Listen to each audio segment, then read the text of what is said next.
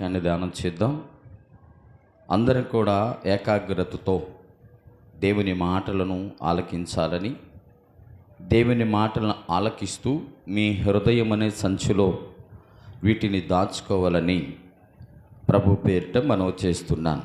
మన ఈ మధ్యకాలంలో వర్షాలు పడితే చాలామంది కలిసి ఈ నరసరావుపేట ఆ పరిసర ప్రాంతాల్లో వర్షాలు పడంగానే ఒక కొండకి వెళ్తున్నారు. ఆటో మాట్లాడుకొని రానుబోను మనిషికి 300 400 ఇచ్చి ఒక 10 మంది 15 మంది కలిసి ఆటోల్లో వెళ్తున్నారు. ఎందుకు వెళ్తున్నారయ్య అంటే వర్షం పడంగానే ఆ కొండలో ఏం దొరుకుతున్నాయంట? వజ్రాలు దొరుకుతున్నాయంట. అర్థమవుతుందా? డైమండ్స్ దొరుకుతున్నాయి. ఏరుకు వస్తున్నారు. 300 400 కూలిపోతే పోయిందిలే అని చెప్పి ఏరుకు వస్తున్నారు. ఎలాంటి పిచ్చి దొరికినా కూడా ఇంచుమించుకు 10,000 తక్కువేమి రావటం లేదు. మీకు అర్థం అవటానికి చెప్తున్నాను. ఇప్పుడు వాళ్ళు ఏం చేస్తున్నారంట? దొరికినవన్నీ కూడా ఎక్కడ వేసుకుంటున్నారు? ఎక్కడేం చేస్తారండి? ఏది అడుగుతారండి? దొరికినవి ఏం చేస్తారు? ఏం చేస్తారు? పొదుపు చేసుకుంటారు. అవునా కదా? అన్నిటిని కూడా పిచ్చి దొరికినా మంచి దొరికినా సంచులు వేసుకొని తెచ్చుకుంటారు. ఎందుకని అనంటే దానికి ఏదన్నా ఉపయోగం ఉంటుందేమో అని. జాగ్రత్తగా మీరు కూడా మందిరంలోకి వచ్చినప్పుడు హృదయం అనే సంచిని తెచ్చుకున్నారా? చేయొద్దండి. తెచ్చుకున్నవాళ్ళు తెచ్చుకున్నారా? మీరెవరు తెచ్చుకోలేదండి? తెచ్చుకున్నారా? తెచ్చుకుంటే ప్రతి డైమండ్ని కూడా మీ హృదయం అనే సంచిలో వేసుకుందురుగాక. ఆమేన్. కాబట్టి ప్రియులారా, దేవుని వాక్యాన్ని వినేటప్పుడు చాలా శ్రద్ధగా, వాళ్ళు ఎంత ఇంట్రెస్ట్గా ఏరుతూ ఉంటారంటావు. తొవ్వి వర్షం పడితే ఆ వర్షానికి వస్తుంటే ఇలాగా. కాబట్టి నువ్వు కూడా ఇప్పుడు బైబిల్ అనే సముద్రపు ఒడ్డులో ఉన్నావు. బైబిల్ అనే సముద్రపు ఒడ్డులో ఉన్నప్పుడు ఒడ్డును నడుస్తూ వెళ్తూ ఉండేటప్పటికి ఏం దొరుకుతాయంట? మంచి ముత్యాలు దొరుకుతూ ఉంటాయి. వాటిని ఏరుకొని దాచుకోవాలి. కాబట్టి దేవుని వాక్యాన్ని చాలా జాగ్రత్తగా ధ్యానం చేద్దాం. రండి వాక్య భాగంలోకి వెళ్దాం. ప్రియులారా, చదివిన వాక్యమే తెలిసిన వాక్యమే అని ఎవ్వరు కూడా అనుకోమాకండి. బైబిల్ ఈ ధర నుంచి ఆ ధర దాకా అందరికీ తెలుసు. కానీ ఎప్పటికప్పుడే దేవుడు ఏం చేస్తాడంట? మంచి మంచి నూతనమైన ఆలోచనలు కలిగిస్తాడు. రండి పేతురు రాసిన మొదటి పత్రిక అందరం కూడా పేతురు రాసిన మొదటి పత్రికలోకి వెళ్దాం. రండి. పేతురు రాసిన మొదటి అధ్యాయం 7వ వచనాన్ని చదువుదాం. నశించిపోవు సువర్ణము అగ్ని పరీక్ష వలన శుద్ధపరచబడినది కదా. దానికంటే అమూల్యమైన మీ విశ్వాసము ఈ శోధనల చేత పరీక్షకు నిలిచినదై యేసుక్రీస్తు ప్రత్యక్షమైనప్పుడు మీకు మెప్పును మహిమయు ఘనతయు కలుగుటకు కారణమగును. పరిశుద్ధుడా మహోన్నతుడా నీకు వందనాలు. మరొకసారి నీ పాద సన్నిధిలో ప్రార్థిస్తున్నాం. నీ సహాయం కొరకు ప్రభా, మీరు సహాయం చేయండి. తెలివిని, జ్ఞానమును, వివేకమును నాకు దయచేయండి.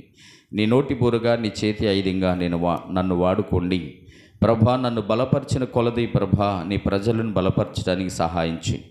వాక్యం చెప్పేటప్పుడు నా సొంత మాటలు కానీ, నా సొంత ఆలోచన కానీ, లోకములో ఏదో జరిగినదని ప్రభా స్వార్థపూరితమైన మాటలు మాట్లాడక, నీ వాక్యాన్ని బట్టి సమయోచితమైన జ్ఞానాన్ని నాకు దయచేయండి ప్రభా. సమయోచితమైన ప్రభా మాటలు బోధించడానికి సహాయం చేయి. నీ వాక్యములో ఉన్న లోతుని ప్రభా గ్రహించి నాన్న నీ బిడ్డలకు ప్రభా పంచటానికి సహాయం చేయి. అందరికీ కూడా ప్రభా హృదయం అనే సంచలు తెచ్చుకున్నామని చేతులెత్తిన బిడ్డలు ప్రతి హృదయంలో కూడా నీ వాక్యం అనే ప్రభా డైమండ్స్ని ప్రభా దాచిపెట్టమని నాయన వాక్యము ద్వారా వాళ్ళు ప్రభా బలపడి వారి జీవితాల్లో మార్చుకునే కృపను దయచేయమని, వచ్చిన వారిని దీవించి రావాల్సిన వారిని నడిపించమని, లైవ్లో వీక్షిస్తున్న బిడ్డలను కూడా బలపరిచి దీవించమని యేసు నామములో మా మనవులు అడిగి పొందుకొని ఉన్నాం పరమ తండ్రి. ఆమేన్. ప్రియులారా, దేవుని వాక్యాన్ని ధ్యానం చేద్దాం. ఏమని ఉందంటే ఇక్కడ నశించిపోవు సువర్ణము అగ్ని పరీక్ష వలన శుద్ధపరచబడుచున్నది కదా. దానికంటే అమూల్యమైన మీ విశ్వాసము ఈ శోధనల చేత పరీక్షకు నిలిచినదై యేసుక్రీస్తు ప్రత్యక్షమైనప్పుడు మీకు మెప్పును మహిమయు ఘనతయు కలుగుటకు కారణమగును. దేవునికి స్తోత్రం. హల్లెలూయా. ప్రియులారా, జాగ్రత్తగా వినాలి. అయితే మనుషులట బంగారాన్ని స్వచ్ఛందంగా తీయాలన్నా, బంగారాన్ని బాగా ఒరిజినల్గా బయటికి తీయాలన్నా ఏం చేస్తారట? అగ్నిని వాడతారట. జాగ్రత్తగా గమనించాలి. మానవుడు ప్రయత్నం ఏంటయ్యా అంటే, అందుకే దేవుడు అంటున్నాడు, దేవుని వాక్యం చెప్తుంది కదా, మానవుణ్ణి దేవుని కన్నా కొంచెం తక్కువనిగా చేశారు అని అంటున్నాడట. ఏమండి, దేవుని వాక్యం సెలవిస్తున్న మాట, మానవుడిని ఎవరికన్నా కొంచెం తక్కువనిగా చేశారు? దేవుని కన్నా కొంచెం తక్కువనిగా. ఆయన కలుగు అంటే కలిగిద్ది, మనం చేస్తే కలిగిద్ది. అలాగే ఇక్కడ మనుషులు దేనిని వాడుతున్నారంట? శుద్ధి చేయటానికి బంగారాన్ని కానీ ఎండిని కానీ దేన్నైనా కూడా శుద్ధి చేయటానికి అగ్నిని వాడితే దేవుడంట మానవుణ్ణి పరీక్షించడానికి శ్రమ పెడతాడట, కష్టాన్ని పెడతాడట, ఇబ్బందులు పెడతాడట, నష్టం పెడతాడట, బలహీనతలు పెడతాడట. ఇవన్నీ పెట్టి పరీక్షిస్తూ ఉంటాడట. ఏమని? ఇప్పుడు నశించిపోయే సువర్ణము అగ్ని చేత పరీక్షించబడినట్లుగా, ఎప్పుడైతే అది అగ్ని చేత పరీక్షించబడి 1 సారి 2 సార్లు 3 సార్లు 4 సార్లు 7 సార్లు తీసిన తర్వాత దానిలో క్లారిటీ ఉంటుంది, క్వాలిటీ కనబడిద్ది. అది అప్పుడు అతను అనుకుంటాడట, ఈ బంగారం సూపర్గా వచ్చింది, దీనిలో ఎటువంటి కల్తీ లేదు, దీనిలో ఎటువంటి ఇంకా ఏ వేస్ట్ కూడా లేదు, దీనిలో ఎటువంటి ఇబ్బంది లేదు, కాబట్టి దీన్ని ఏం చేయాలంట? ఒరిజినల్ బంగారం ఇది అని చెప్పగలిగిన ధైర్యం ఆయనకు వచ్చిందట. కాబట్టి ఆయన ఏమంటాడంటే, రేటు చెప్పేటప్పుడు, ఏమండి దీని రేట్ ఇంత, దీనిలో ఎటువంటి ఏమి లేదు, ఎటువంటి కల్తీ లేదు, దీనిలో ఎటువంటి కలపటం కూడా లేదు, ఎటువంటి లోపం లేదు, ఇది ఒరిజినల్ బంగారం అండి, మీరు ఏ కొట్టుకెళ్ళైనా పరీక్షించుకోవచ్చు, కాబట్టి దీనిని మీరు ఈ రేటుకైతేనే నేను ఇవ్వగలను, మీరు తీసుకోగలిగితే తీసుకోండి, లేతలేదు. అంటే ఒక వ్యాపారి, ఒక మనిషి, ఆయన అగ్ని చేత దాన్ని పరీక్షించి దానిలో లోపము ఉందో లేదో కూడా తెలియకపోయినా లేదు అని చెప్పగలిగినంత ధైర్యం ఉంటుంది ప్రియులారా.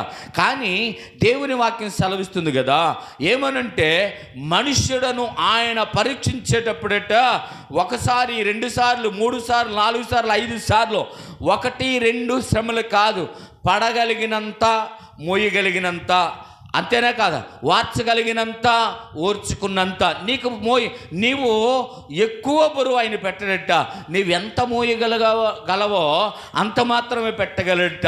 దేవుడు దేని ద్వారా పరీక్షిస్తాడు మనిషిని? శ్రమల ద్వారా పరీక్షిస్తాడు. దేని ద్వారా పరీక్షిస్తాడు? బలహీనతల ద్వారా పరీక్షిస్తాడు. దేని ద్వారా పరీక్షిస్తాడు? ఒకవేళ అప్పుల ద్వారా కూడా దేవుడు పరీక్షిస్తే పరీక్షిస్తాడు కూడా. దేని ద్వారా పరీక్షిస్తాడంటే ఇతరులని నీ మీదకి రేపి కూడా పరీక్షిస్తాడు ప్రియులారా. ఇలాంటి చాలా జరుగుతాయి. నా జీవితంలో నాకు చాలా జరిగినాయి. నేను బాప్తిసం తీసుకున్న తర్వాత ప్రియులారా, నా ముందు మాట్లాడడానికి కూడా సాహసం చేయని వారు చాలామంది నా ముఖం ఎదురుగా నన్ను మాట్లాడిన సందర్భాల్లో నేను తలదించుకొని దారిని బడి వెళ్ళిన సందర్భాలు చాలా ఉన్నాయి. నిజం, ఈ మాట నేను చెప్పగలను ప్రియులారా. నా ముందు మాట్లాడడానికి కూడా ఇష్టపడలేని వారు, భయపడేవారు నా ముఖం మీదే మాట్లాడి నువ్వేంటి, నువ్వు చేసేదేంటి అని మాట్లాడిన సందర్భాలు కూడా చాలా ఉన్నాయి. ఆ రోజున ప్రభువు నన్ను అక్కడ పరీక్షించాడు. దేవుని స్తోత్రం. నిన్నెక్కడ పరీక్షించాడు ఒకసారి గమనించుకో. నీ శత్రువు ఎదుట నువ్వు మౌనంగా ఉండావా? అది నీకు పరీక్షే. నీ శత్రువు తిడితే నువ్వు సహించావా? అది నీకు పరీక్షే. ఒకవేళ ఎవరైనా నిన్ను బాధ పెట్టి ఏదైనా మాట్లాడారా? అది నీకు పరీక్షే. ఆ పరీక్షలో నిన్ను ఆయన ఏం చేస్తున్నాడంట? నిన్ను చూస్తూ ఉన్నాడు. నువ్వెంతవరకు ఓర్చుకోగలవో, నువ్వెంతవరకు నేర్చుకోగలవో, ఎంతవరకు కూర్చుకోగలవో దేవుడు వాటి ద్వారా నిన్ను నడిపిస్తాడట. ఇబ్బంది లేని వాడు క్రైస్తవుడు కాదండి. జాగ్రత్తగా వినాలి మీరు. దేవుని నమ్ముకుంటే, యేసుని నమ్ముకుంటే సకలమన్నీ కూడా మన దగ్గరికి వచ్చి పడతాయంటే, వస్తాయా రావా అంటే వస్తాయని ఖచ్చితంగా చెప్పగలను. కానీ అందుకే నమ్ముకుంటే వస్తాయంటే ఖచ్చితంగా రావు. మీకు అర్థమవుతుందా? ఏమండి, దేవుని నమ్మితే అన్నీ వస్తాయా? వస్తాయి. కానీ అందుకే నమ్మావా? రావు. ఇది గుర్తుపెట్టుకోవాలి. మొదట స్వార్థము లేని నీ ప్రేమ నిస్వార్థమైన క్రీస్తు మీద ఉంచు, అప్పుడు ఆయన నీకేమి ఇవ్వాలో అది ఇస్తాడు. కానీ ఆయన పరీక్షలో నువ్వు నెగ్గాలి. ఆయన పరీక్షించేటప్పుడు నువ్వు ఓర్చుకోవాలట. ఆయనే లేపుతాడు. ఎవరిని? మనలో ఒకరిని లేపుతాడు. చాలేవయ్యా, నువ్వు గాంగా చెప్పావు, మాకు తెలీదా ఏంది అనే మాట. ఆయనే లేపుతాడు. ఎందుకు లేపుతాడంటే ఆయన పరీక్షిస్తాడు. దావీదో, నువ్వెంత వ్యర్థుడివో తెలుసా? దావీదో, నువ్వెంత పిరికోడివో తెలుసా? దావీదో, నువ్వు రాజువేంది? నీ బతుకు చెడ. రాజు మీ మామ దగ్గరే ఉండలేక పారిపోయి వచ్చినోడివి, నీకు లోబడి ఉండాలా అని మాట్లాడితే పక్కనున్న యవాబు అంటున్నాడట, అయ్యా ఒక్క మాట సెలవి ఈయనేసేస్తా అన్నాడట. రే, దేవుడే ఈడు చేత నన్ను తిట్టియాలని ఇష్టపడ్డాడు కాబట్టి దేవుడు తిట్టమని వాణ్ణి లేపాడు, ఓర్చుకోమని నాకు చెప్పాడు. కాబట్టి మధ్యలో నువ్వెవడో రాన్ని చంపడానికి అన్నాడంట. గట్టిగా చప్పట్లు కొడదాం ఒకసారి. దావీదుకి యుద్ధం రాదా? కత్తి పడతాం రాదా? మనిషిని కొడతాం రాదా? బాలుడుగా ఉన్నప్పుడే సింహాలను చీల్చినవాడు, బాలుడుగా ఉన్నప్పుడే ఎలుగుబంటలు చీల్చినవాడు, బాలుడుగా ఉన్నప్పుడే ఇసు సర్పాలని చంపేసినవాడు. అంతేకాదు, బాలుడుగా ఉన్నప్పుడే 6 మూరల జానుడు కలిగిన గొలియాతుని కూడా ఖచ్చితంగా ఒక రాయితో కొట్టి చంపినవాడు. ఏ షిమీని కొట్టడం పెద్ద పనా? కాదు. కానీ దేవుడు పరీక్షిస్తున్నాడట. ప్రియులారా, మానవుడును దేవుడు పరీక్షించడం మొదలుపెట్టాడంటే దీవించటం మొదలుపెట్టాడని అర్థం. దేవుడు మానవుడిని పరీక్షించటానికి ఇష్టపడ్డాడంటే ఆడంటే ఆయనకి ఇష్టం. దేవుడు మానవుడిని ఎప్పుడైతే కష్టాల్లో గుండా నడిపిస్తున్నాడో వాడంటే ఆయనకు మక్కువ, చాలా ఇష్టం. నేను మళ్ళీ చెప్తున్నాను, నిన్న కూడా చెప్పినట్టున్నాను, ప్రపంచంలో ఎవడికి పనికిరాని వేస్ట్ గాడు ఆయనకు కావాలి. హల్లెలూయా. అది నేనే నిదర్శన. ఇంకెంతకన్నా ఏమైనా కావాలా? ప్రపంచంలో ఎవడికి అవసరం లేదు. చీ అని పారేసిన వాడు ఆయనకు కావాలి. ఆడి మీద ఆయన మనసు ఎలా ఉంటుందంటే, ఆడిని నడినెత్తి నుంచి అరికాలు దాకా ఆయన ఏంటంటే వస్త్రాన్ని ధరించినట్టు ధరిస్తాడట ఆయన. జాగ్రత్తగా వినాలి ప్రియులారా. కాబట్టి దేవుని వాక్యం సెలవిస్తున్న మాట ఏంటంటే, నీవు నేను మనందరికి కూడా ఒకవేళ కష్టాల గుండా నడిస్తే సంతోషించు, బాధల గుండా వెళ్తే సంతోషించు, ఇబ్బందులు గుండా వెళ్తే సంతోషించు. ఏమనంటే, ఆహా, నా దేవుడు నన్ను పరీక్షిస్తున్నాడు, నా దేవుడు నాతో ఉన్నాడు, నా దేవుడు నన్ను ఇష్టపడుతున్నాడు, నా దేవుడు నన్ను ప్రేమిస్తున్నాడు, నా దేవుడు నన్ను ఎంతగా కౌగిలించుకుంటున్నాడు. కాబట్టి ఇవన్నీ వస్తున్నాయి. నాకు ఒక రోజు అనేది ఉండిద్ది. ఆ రోజు నిందలకి ప్రతిగా పూదండనిచ్చే దేవుడు నా దేవుడు అని గట్టిగా చెప్పలు కొడదాం ప్రియులారా. నిందలకు ప్రతిగా పూదండనిచ్చి సంతోషాన్ని ఇచ్చే దేవుడు నా దేవుడు. ఆయన నాకున్నాడని సంతోషపడు ప్రియులారా. నిజంగా చెప్తున్నా, దేవుని వాక్యం సెలవిస్తున్న మాట ఏంటంటే, ఆయన మనిషిని ఇబ్బంది కొలిమిలో కాలుస్తాడట ప్రియులారా. అది ఎప్పుడు పనికి వచ్చింది? పిచ్చిదో ఎచ్చిదో సంచిలో వేసుకున్నాం, అవునా కదా? పిచ్చిదో ఎచ్చిదో సంచిలో వేసుకున్నాం, తీసుకొచ్చాం ఇంటికి, శుభ్రంగా కడిగిన తర్వాత అది మెరిసింది.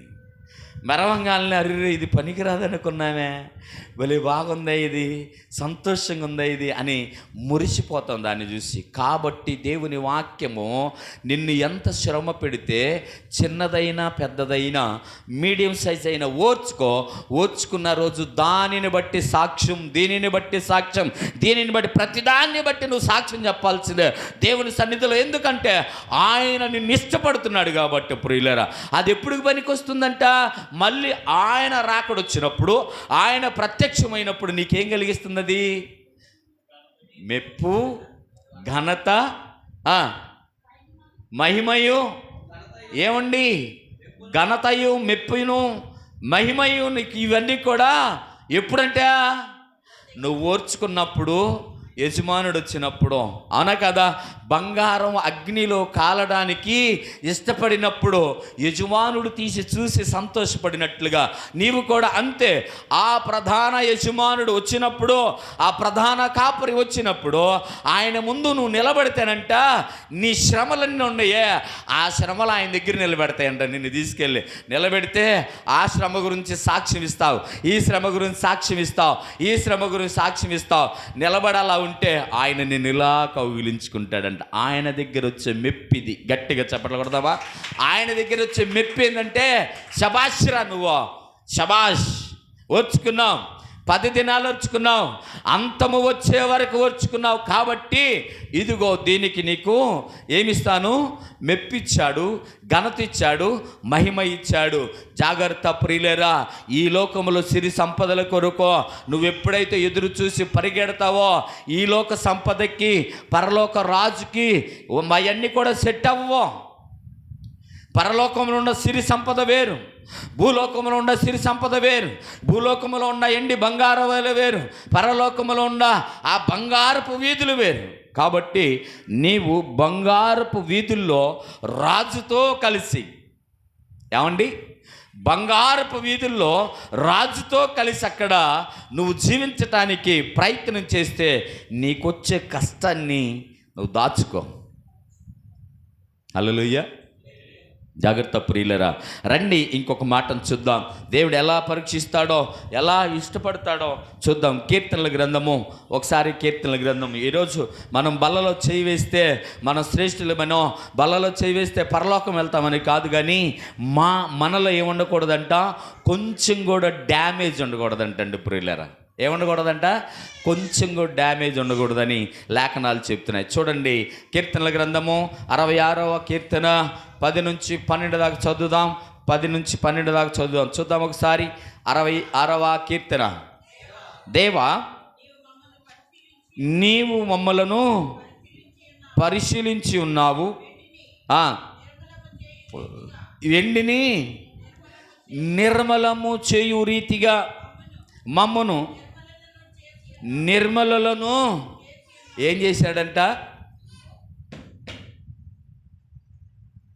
ఏం చేశాడు? దేవా, మళ్ళీ చదవండి. నీవు మమ్మలను పరిశీలించి ఉన్నాడట. వెండిని నిర్మలము చేయు రీతిగా, నిర్మలము చేయబడే రీతిగా. నిర్మలము చేయబడే వారిలో ఉంటావా, నిర్మూలము చేయబడే వారిలో ఉంటావా? గుర్తుపెట్టుకో, వాక్యం ఇదే. వెండిని నిర్మలము చేస్తున్నాడు, దానిలో ఉన్న చెడ్డని ఏం చేస్తున్నాడు? నిర్మూలన చేస్తున్నాడు. ఇప్పుడు చెడ్డదానిగా, చెడ్డవాడిగా, చెడ్డ సంఘంగా ఉండి నిర్మూలనలో ఉంటావా, నిర్మలలో ఉంటారా? జాగ్రత్తగా ఆలోచిస్తే దేవుడు వాక్యం, ఈరోజు వాక్యము ద్వారా నిన్ను పరీక్షిస్తున్నాడు ప్రియులరా. సంఘముగా నిన్ను పరీక్షిస్తున్నాడు, సంఘములో విశ్వాసగా నిన్ను పరీక్షిస్తున్నాడు, సంఘమును వధువుగా పరీక్షిస్తున్నాడు, సంఘములో ఉన్న ప్రియురాల్ని పరీక్షిస్తున్నాడు, సంఘములో సిద్ధపడిన వారిని పరీక్షిస్తున్నాడు. ప్రియులరా, ఈ పరీక్షలో నువ్వు నెగ్గుతావా, లేకపోతే నా వల్ల కదని పక్కకి వెళ్తావా? ఈ విషయాన్ని గమనించాలి. దేవుని వాక్యం స్పష్టమైనది, దేవుని వాక్యము నిర్మలమైనది, దేవుని వాక్యం మనల్ని బలపరిచేది. దేవుని వాక్యం మాత్రమే బలపరిచింది.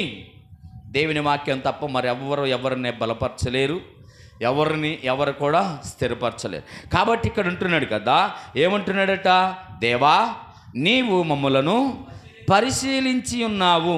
పరిశీలించి ఉన్నాడట. ఎలాగ పరిశీలించావు అన్నాడు అడిగితే, ఇక్కడ అంటున్నాడు, వెండిని నిర్మలము చేయు రీతిగా మమ్మును నిర్మలనుగా చేసి ఉన్నావు అంటున్నాడు. ఇక్కడ ప్రియులరా, ఎందుకు చేసి ఉన్నాడని చెప్తున్నాడు? ఇతడు ఓర్చుకున్నాడు కాబట్టి. జాగ్రత్తగా వాక్యాన్ని వినాలి. ఓర్చుకున్నవాడే చెప్తాడు దాని మాట, తెలుసుకున్నవాడే చెప్తాడు దాని గురించి.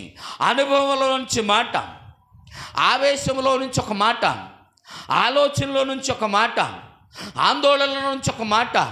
జాగ్రత్తగా వినాలి. ఇవన్నీ కూడా తెలుసుకున్నవాడు చెప్పే మాట ఏంటంటే ఒక సాక్ష్యం. హల్లెలూయా. మీ జీవితాల్లో ఇలాంటి మాట చెప్పగలే సాక్ష్యం ఉందా? మన జీవితాలలో ఇలాంటి మాట చెప్పగలే సాక్ష్యం ఉందా? అయ్యా, నువ్వు నన్ను పరీక్షించావు, పరిశోధించావు, నిర్మలుగా నన్ను తీర్చిదిద్దావు అని చెప్పగలుగుతామా? చెప్తాం. ఎప్పుడో తెలుసా? బాప్తీసం తీసుకునే రోజు మాత్రమే చెప్తాం. ఆ తర్వాత ఉండదు. ఆ తర్వాత ఏముండదు? ఉండదు. దానికి కూడా మీకు వాక్యం చెప్తాను ప్రియులారా.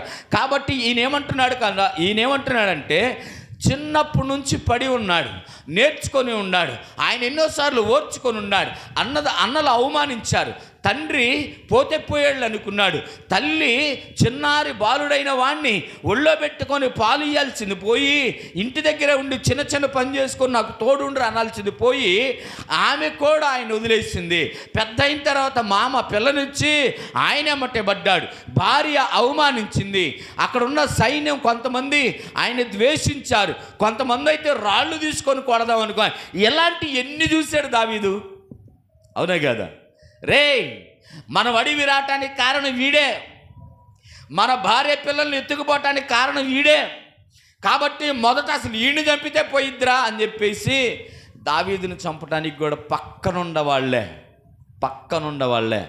దావీదుని చంపటానికి రాళ్ళు రువ్వుచున్న సమయంలోనట, అయ్యా నేను వాణ్ణి తరిమితే నువ్వు నాకు వాణ్ణి పట్టిస్తావా అని అడిగితే, నువ్వు లేచిపోముందు అన్నాడట. జాగ్రత్త. ఆ కష్టంలో ఓర్చుకొని తల వంచి ప్రార్థించాడు కాబట్టే దావీదు సాక్ష్యం చెప్పగలుగుతున్నాడు. దావీదు తరిమాడు, శత్రువుని పట్టుకున్నాడు, విజయాన్ని సాధించాడు. పోయిన దానికన్నా 10 రెట్లు ఎక్కువ సంపాదించుకున్నాడు. గట్టిగా చెప్పలేదు ఒకసారి. ప్రియులారా, నువ్వే విషయంలో ఓడిపోయావు నాకు తెలీదు, నువ్వే విషయంలో నష్టపోయావు నాకు తెలీదు, ఎవరు నిన్ను అవమానించారు నాకు తెలీదు, కానీ ఖచ్చితంగా నా దేవుడు, నేను ప్రకటించే దేవుడు నీకు విజయాన్ని ఇచ్చునుగాక. అందరూ చెప్తాం ఒకసారి. జాగ్రత్త ప్రియులారా, నేను ప్రకటిస్తున్న దేవుడు అసమర్థుడు కాదు, ఆయన సమర్థుడు. ఆయన దీవించకుండా ఉండటానికి ఆయన హస్తము కొరచగాలేదు. ప్రపంచానికి ఒక చెయ్యి కన్నా ఒక ఏలు చాలు అయింది, ఒక మాట కూడా చాలు ప్రియులారా.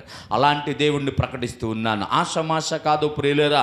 దేవుని వాక్యం అంటే ఆషామాష కాదు, మనకు నచ్చింది తెలుసుకోవటం కాదు. కానీ దేవుని వాక్యాన్ని గురించి తెలుసుకుంటే ఒక సాక్ష్యం ఉండాలి. ఆయన చెప్తున్నాడు కదా,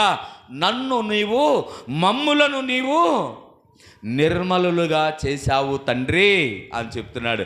జాగ్రత్త. నీ దగ్గర, నా దగ్గర, మన దగ్గర, ఇప్పుడున్న ప్రజెంట్ ఉన్న సంఘాల దగ్గర ఈ మాట కావాలండి. ఈ ఒక్క సంఘమే కాదు, ప్రతి సంఘంలో ఈ మాట కావాలి. ఈ ఒక్క సేవకుడే కాదు, ప్రతి సేవకుడు ఈ మాట చెప్పాలి. ఇక్కడున్న విశ్వాసులే కాదు, ప్రతి చోట ఉన్న విశ్వాసులు కూడా ఈ క్వాలిటీ కలిగిన వాళ్ళు కావాలి. దావీదు మనిషి కాదా?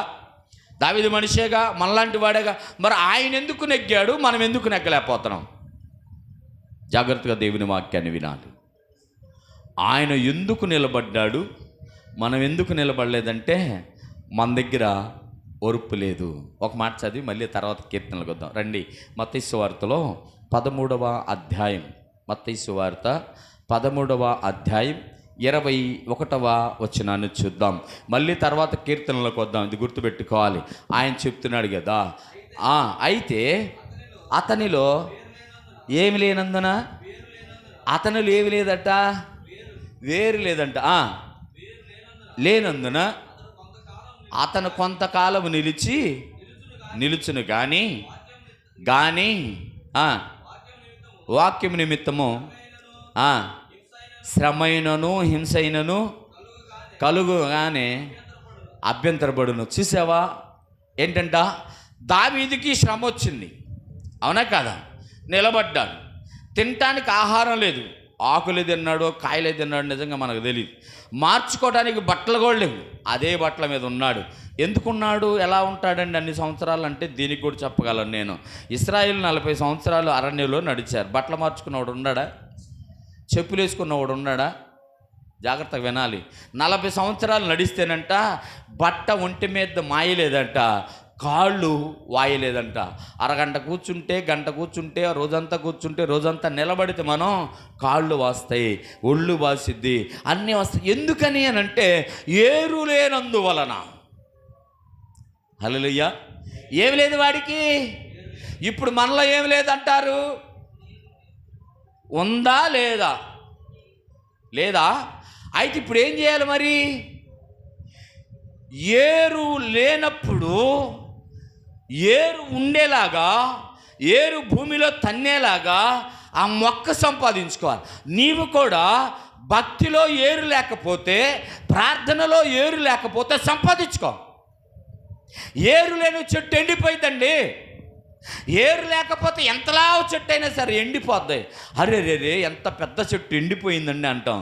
దానిలో ఏమి లేదంటే ఏరు లేదు. చిన్న చెట్టు కూడా పచ్చగా ఉంటుంది.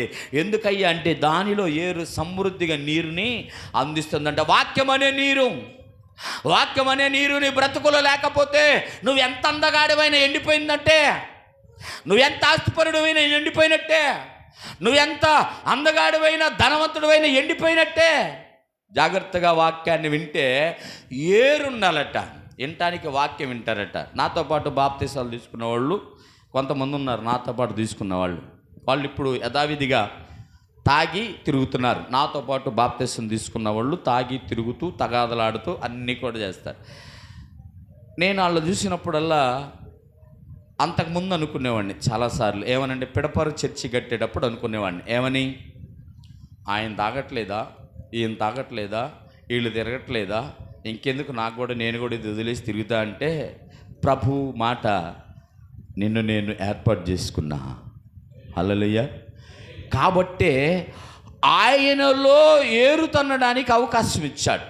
ప్రార్థన మోకాళ్ళు వేసి ప్రార్థన చేసి అనుభవం ఇచ్చాడు.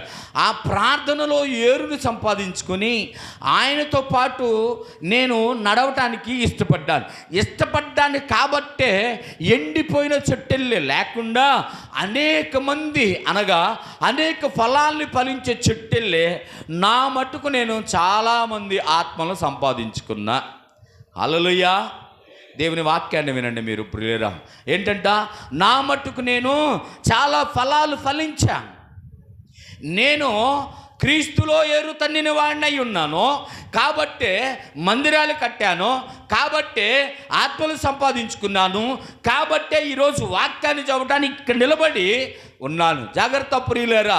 వీరిలో ఏమి లేదంటే ఏరు లేని వారై. ఏరు లేకపోతే చెట్టు నిలవదు. భక్తి లేకపోతే నువ్వు నిలవు. ప్రార్థన లేకపోతే నువ్వు నిలవు. ఫార్మాలిటీకి మనం ప్రార్థనకి వెళ్ళి ఫార్మాలిటీకి వాక్యం విని ఫార్మాలిటీకి మందిరంలో ఉన్నంత మాత్రం కాదు, కానీ భక్తిలో ఏరు తన్నిన వారమై ఉండాలంట ప్రియులారా. హల్లెలూయా. కాబట్టి ఇక్కడ ఏమని రాయబడింది, మీరు చదివారుగా మాటను ఒకసారి మళ్ళీ చదువుతారా? అయితే అతనిలో ఏరు లేనందున కొంతకాలమే నిలుస్తాడట. వాక్యము నిమిత్తం శ్రమైనను హింసైనను కలగగానే దేవుణ్ణి కూడా తిడతారంటండి వీళ్ళు. వాక్యము నిమిత్తం కొద్దిగా శ్రమ వచ్చిందనుకో, కొద్దిగా హింస వచ్చిందనుకో, ఏమి దేవుడు ఏందిలే కానీ మనకెందుకురా బాబు ఈగో అలా పడలేం మనం అని చెప్పి వెళ్ళిపోతారంట. చాలామందిని చూశాను నేను ఇట్లా. వినేటప్పుడేమో అబ్బా వాక్యం భలేగా ఉందన్న, అస్సలు నెంబర్ 1గా వాక్యం చెప్పాడు. నిజంగా ఆ వాక్యం ఏంటంటే మైండ్ పోయింది. ఈ మాటలు మాట్లాడుతూ ఉంటారు, మైండ్ పోయింది, అది పోయింది, ఇది పోయింది అంటారు. బాప్తిసం తీసుకుంటారు. తీసుకున్న తర్వాత కొద్ది కాలానికే ఏరు లేని వారై ఏం చేస్తారంటే ఎండిపోతారు. అర్థమవుతుందో వాక్యం రియల్. కాబట్టి మరి మనం ఎవరమై ఉన్నాం? క్రీస్తులో నాటబడిన వారండి మీరు. క్రీస్తులో నాటబడిన మీరు ఏమై ఉండాలంట? ఏరు తన్నిన వారై ఉండాలి. ఒకవేళ లేదా ఏమండి ఏరు ఎండిపోయిందంటావా, వాక్యం అనే ఉదకం ద్వారా నీ ఏరుని సిగురింపజేసుకో. వాక్యం అనే ఉదకము ద్వారా, వాక్యం అనే నీళ్లు పోసి ప్రార్థన అనే శక్తిని సంపాదించుకొని నీవేం చేయాలంటే మళ్ళా సిగురించో. ఎండిపోయిన ఏరు కూడా మళ్ళీ ఏమైందంట? మొలిసిద్దంట. గట్టిగా చప్పట్లు కొడదాం. మీరు పెద్ద చెట్టుని కోసేస్తారు, అయిపోయిందిరా దీని పని. పెద్ద చెట్టు ఒకటిగా ఉంటుంది, కోసేసిన తర్వాత చుట్టూ మొలకలు వస్తాయి. ఒకటి కోస్తే ఎన్ని వస్తాయో తెలుసా? అవన్నీ చెట్లు అయితే పరిస్థితి ఏంటి? జాగ్రత్త ప్రియులారా. ఎండిపోయిన ఎముకలను లేపగలిగిన వాడు నా దేవుడు. హల్లెలూయా. మోడుబారిన జీవితాన్ని చిగిరింపచేయగలిగిన వాడు నా దేవుడు. హల్లెలూయా. జాగ్రత్త ప్రియులారా. కాబట్టి మీరందరికీ కూడా ఇప్పుడు మళ్ళీ కీర్తనల గ్రంథంలో ఇందాక చదివిన కాడకు రండి. దేవా ఏం చేశాడట? దేవా నీవు మమ్మను పరిశీలించి ఉన్నావు. ఎక్కడ పరిశీలించావు? అరణ్యములో పరిశీలించావు, అడవుల్లో పరిశీలించావు, కోటలో ఉన్నప్పుడు పరిశీలించావు, ఎడారిలో ఉన్నప్పుడు పరిశీలించావు, లోయల్లో ఉన్నప్పుడు పరిశీలించావు, మెరక మీద ఉన్నప్పుడు పరిశీలించావు, శత్రువులు ఎదుట పరిశీలించావు, ఆడవాళ్ళ దగ్గర పరిశీలించావు, మగవాళ్ళ మాటల దగ్గర పరిశీలించావు. ప్రతి చోట మమ్మల్ని పరిశీలిస్తే ఇప్పుడు ఏమయ్యామంట? నిర్మలమయ్యామయ్యా. ఆమేన్. జాగ్రత్తగా వినాలి ప్రియులారా. ఆయన పరీక్షించేటప్పుడు, పరిశీలన చేసేటప్పుడు అలా ఉండాలి. తర్వాత మాట చదవండి. ఇప్పుడు ఇక్కడ చూడండి, ఎండిని నిర్మలము చేయరీతిగా. ఈ మాటలు మీరు జాగ్రత్తగా ప్రతి మాటని మనసు పెట్టండి. బైబిల్లో కూడా అండర్లైన్ చేసుకుని తర్వాత రాసుకోండి, కానీ మనసు పెట్టండి. ఈ మాటలు చదవండి. నీవు బందీగృహములో మమ్మను ఉంచితివి, మా నడుము మీద గొప్ప భారము పెట్టితివి, నరులు మా నెత్తి మీద ఎక్కినట్లు చేసితివి. మేము నిప్పులలోను నీళ్లలోనూ పడితిమి. అక్కడ ఆగుదాం. చదివారుగా. ఏం చదివారట? ఎక్కడుంచాడంట? కట్టి పడేశాడట. బందీగృహం అంటే ఎవరు ఉంటారు? బందీగృహంలో బానిసలు ఉంటారండి. అవునా కదా? బందీగృహంలో ఎవరు ఉంటారు? బానిసలు, ఖైదీలు, దొంగలు, వ్యభిచారులు, అంతకులు, నరహంతకులు. అక్కడ వేసాడంట తీసుకెళ్ళి. ఎవరు వేశారు? దేవుడే వేశాడు. జాగ్రత్తగా వాక్యాన్ని అందుకే వినండి అన్నాను. తర్వాత బందీగృహంలో వేసావు, ఉంచితివి, మా నడువుల మీద గొప్ప భారం పెట్టితివి. మళ్ళీ ఏం పెట్టాడంట? గొప్ప భారం, మొయ్యలేనంత భారం నడువుల మీద గాడిదలకు పెట్టినట్టు పెట్టాడేమో. ఏమండి? నడుముల మీద అంటే భుజముల మీద భారం గొప్పదయ్యింది, మోయలేనంత భారం పెట్టాడట. తర్వాత ఎవరిళ్ళు? శత్రువులు అనబడేవాడంట వీళ్ళకన్నా హైగా ఉన్నారట. శత్రువులు అనబడిన వారు వీళ్ళకన్నా బలంగా ఉన్నారట. శత్రువులు అనబడిన వారట వీళ్ళ జయించేవారిగా ఉన్నారట. కానీ మేము నిప్పులలో నడిచారు, ఎర్రని ఎండలో నడిచారట, నీళ్ళల్లో, సముద్రాల్లో నడిచారట. అయినను ఇక్కడ ఇది చూడండి, ఎక్కడెక్కడెక్కడెక్కడ ఉంచాడు తర్వాత సంగతి. కానీ చివరి మాట ఏమన్నాడు? అయినను నీవు సమృద్ధి గల చోటికి మమ్ములను, గట్టిగా చప్పట్లు కొట్టగలరా? గట్టిగా. ఏడకు నడిపించాడంట? ఇవన్నీ ఉన్నాయి, అవన్నిటిని చూసాం. అయినా సరే మమ్మల్ని మాత్రం ఎక్కడుంచాడంట? సమృద్ధి గల చోటను నిలబెట్టినందుకు దేవుని స్తోత్రం చేద్దామా. నీ బ్రతుకు దినాలన్నిట్లో నువ్వు ఎన్ని చోట్ల పడి లెగిచావో నాకు తెలియదు, ఎన్ని కష్టకాలాలు ఎదుర్కొన్నావో, ఎన్ని ఇబ్బంది కొలిములు దాటుకున్నావో నాకు తెలియదు. కానీ అయినాను ఆయన ఏం చేస్తాడంటే ఆ పరీక్షలో లెగ్గిన నీకు సమృద్ధి గల చోటుని ఆయన అనుగ్రహిస్తాడంట. ప్రియులారా, నిజంగా ఆయన ఎంత యాలుగల దేవుడో, ఆయన ఎంత ప్రేమ గల దేవుడో, ఆయన ఎంత ఉన్నతమైన దేవుడో, ఆయన వాత్సల్యం ఎంత గొప్పదో ఆలోచన చేయండి ప్రియులారా. జాగ్రత్తగా వాక్యాన్ని వింటే నువ్వేడన్నా ఉండు, ఏదన్నా చెయ్యి, కష్టంలో ఉండు, నష్టంలో ఉండు, ఏడుపులో ఉండు, లేకపోతే ఇంకా శోధనలో ఉండు, శోకంలో ఉండు, శోక సముద్రంలో ఉండుగాక, కానీ నిన్ను మాత్రం సమృద్ధి గల చోటన నిలబెట్టగలిగిన వాడే నేను ప్రకటిస్తున్న నా దేవుడు. చివరి మాట చెప్పి నేను వాక్యాన్ని ముగిస్తానండి. నిజంగా ఈ వాక్యం మీరు చూశారు కదా. అలాగే కానీ ఇందాక మత్తయి సువార్తలో చూశారే, అతనిలో ఏమి లేదంట, ఏరున్నట్టయితే ఆగేవాడు, ఆగితే ఏమయ్యేది? చక్కగా ఫలించేవాడు, ఫలిస్తే ఏమయ్యేది? దేవుడు ఆనందించేవాడు, అతను తృప్తి పడేవాడు. జాగ్రత్తగా వినాలి. ఏరు లేకపోవటం వల్ల ఏమైంది? పడిపోయాడు, ఎండిపోయాడు, జారిపోయాడు. బాప్తిసం అయితే సర్రమని తీసుకున్నాడు, వచ్చి తుర్రుమని వెళ్ళిపోయాడు. జాగ్రత్తగా చెప్తే ఇలాగా వీళ్ళు ఏం చేశారంట? ఎండల్లో ఓర్చుకున్నారట, వానల్లో ఓర్చుకున్నారంట, నొప్పుల్లో ఉన్నారంట, నీళ్ళల్లో ఉన్నారట, భారం ఉన్నప్పుడు ఉన్నారట. ఏమండి, బందీ గృహంలో ఉన్నప్పుడు కూడా దేవుడు ఉన్నాడు లేరా మనకెందుకు అనుకున్నారండి. జాగ్రత్త. ఇవన్నీ ఓర్చుకున్న వాడికి ఏముంటుందట? సమృద్ధిలా. ఆడు ఓర్చుకోలేదట. ఎవడాడు? వాక్య వినగానే సూపర్ అన్నాడట. సూపర్, నీకు అసలు డోపర్ అని చెప్పి వచ్చేసాడంట పరిగెత్తుకుంటా. గబా గబా ఒక 400-500 బట్టలు తెచ్చుకున్నాడు, నీళ్ళల్లో మునిగాడు, లేచాడు, వెళ్ళాడు. 4 వారాలు, 5 వారాలు, 10 వారాల తర్వాత అయిపోయింది. కొంతకాలమే నిలబడి తర్వాత జారిపోతాడు. దేనికి? ఇంట్లో బొవ్వక జరక్కో, డబ్బులు లేకో, బియ్యం లేకో, కూరగాయలు లేకో, లేకపోతే కట్టుకోవటానికి బట్టలు సరైనవి లేకో, తిరగటానికి బండి లేక ఏం చేస్తాడు? ఎన్ని దేవుణ్ణి నమ్ముకుంటూ రాలేదు కాబట్టి ఈడమ్మట మరి లోకంలో పడిపోతాడు. వెళ్ళి ఎండిపోయిన జీవితం. అర్థమవుతుందా? జాగ్రత్త పురీలేరా.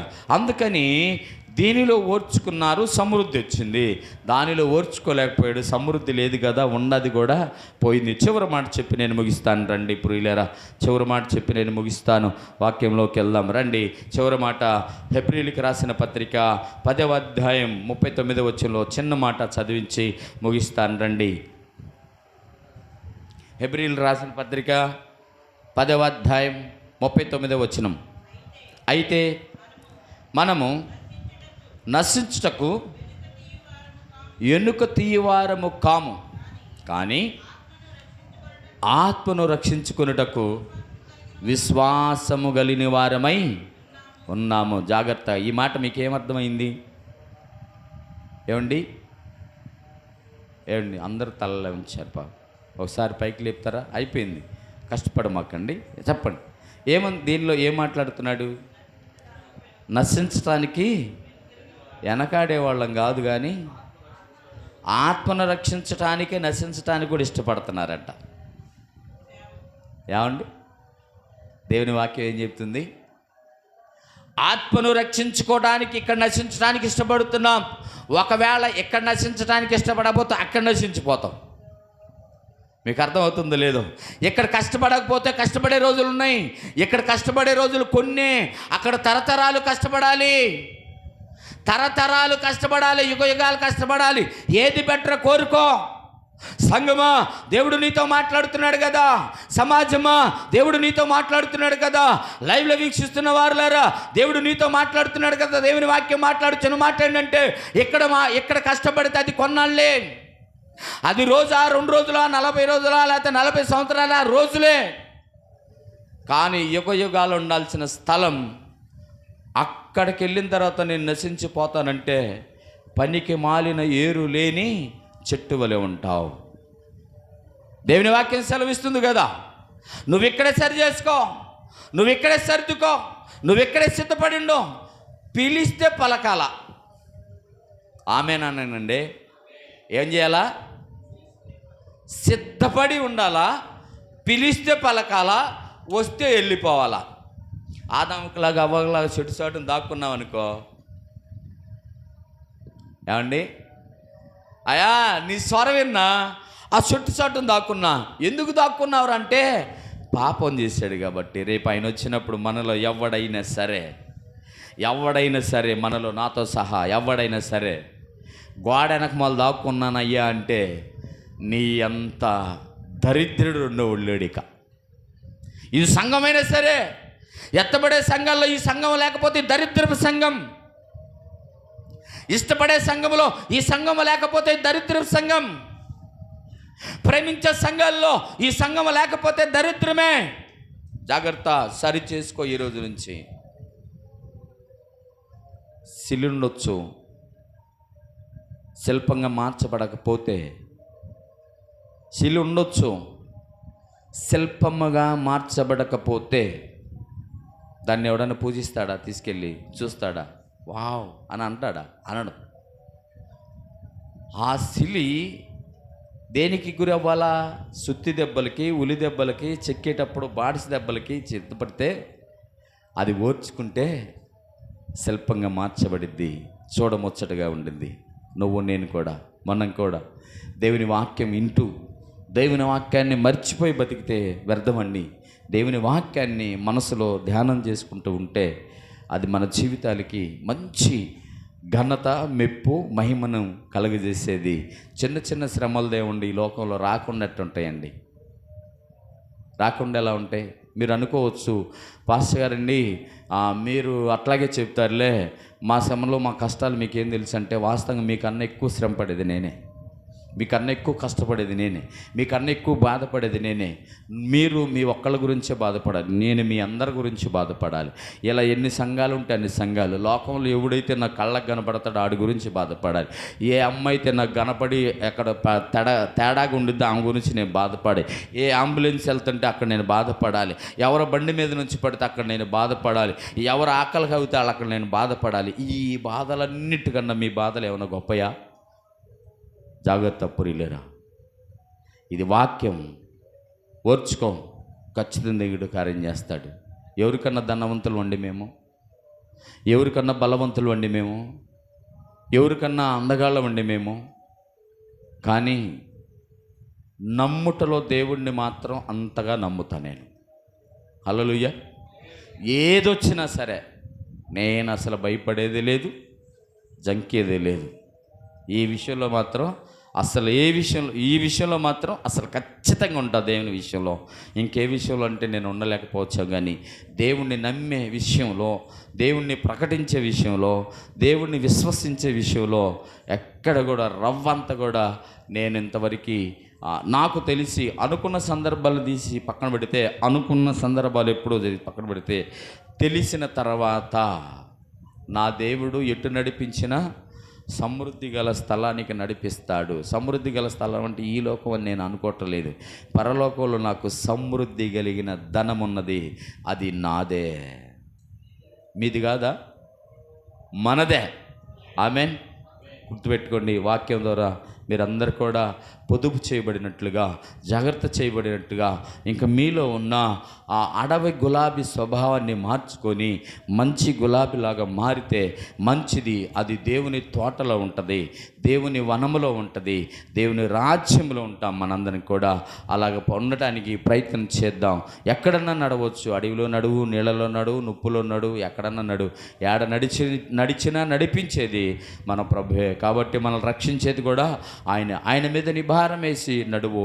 అలాగే బలలో చేవేసే మనం కూడా ప్రార్థనలో అందరం ఉండి, ప్రభా నాకు ఈ భాగ్యాన్ని ఎలా ఇచ్చావు ప్రభా, అసలు నాలో ఏముంది ప్రభా అని కన్నీరు గార్చి పశ్చాత్తాపంతో ప్రార్థన చేద్దాం. అందరూ కూడా తలలు వంచండి, ప్రార్థన చేసుకుందాం. అందరూ తల వంచండి, ప్రార్థన చేసుకుందాం. దేవుడు మన వినికిడిలో ఈ మాటలు దీవించి ఆశీర్వదించునుగాక. ఆమేన్. పరిశుద్ధుడైన తండ్రి, మహోన్నతుడైన మా దేవా, మీకు వందనాలు, స్తోత్రాలు. కృప కలిగిన తండ్రి, జీవాధిపతి, జీవం కలిగిన వాడు నీ స్తోత్రాలు. ప్రభా, ఈ దినం ప్రత్యేకించి నన్ను మమ్మలను బలపరిచి నీ సన్నిధికి నడిపించి నాయనదిగో నీ మందిరంలో నేను గణపరచడానికి అవకాశం ఇచ్చారు. వాక్యం ద్వారా మాతో మీరు మాట్లాడినందుకు స్తోత్రాలు. నిజమే ప్రభువా. ఇదిగో నా తండ్రి, అయా అదిగో నా తండ్రి, మమ్మల్ని పరీక్షించుతున్నావు ప్రభా. నశించిపోవు సువర్ణము ప్రభా, అయా అగ్నిలో వేయబడినప్పుడు నాయన దానిలో ఉండ ప్రభా, అయా తేట ప్రభా, ఒరిజినల్ బయటపడిద్దంట. అయా అది నశించిపోవటం నీకు ఇష్టం లేదు కదా.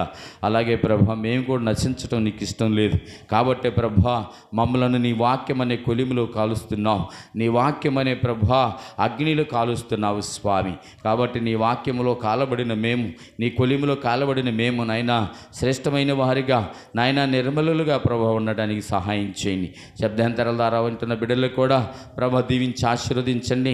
లైవ్లో వింటున్న బిడ్డలను కూడా దీవించి ఆశీర్వదించండి. ఇక్కడున్న ప్రతి బిడ్డను కూడా ప్రభా మీరు ఆశీర్వదించి బలపరిచి అయా రోజు రోజుకి మాలో ఆధ్యాత్మికమైన జీవితాన్ని నాయన పెంపొందించమని యేసు నామములో మా మనవులు అడిగి పొందుకొని ఉన్నాం పరమ తండ్రి. ఆమేన్.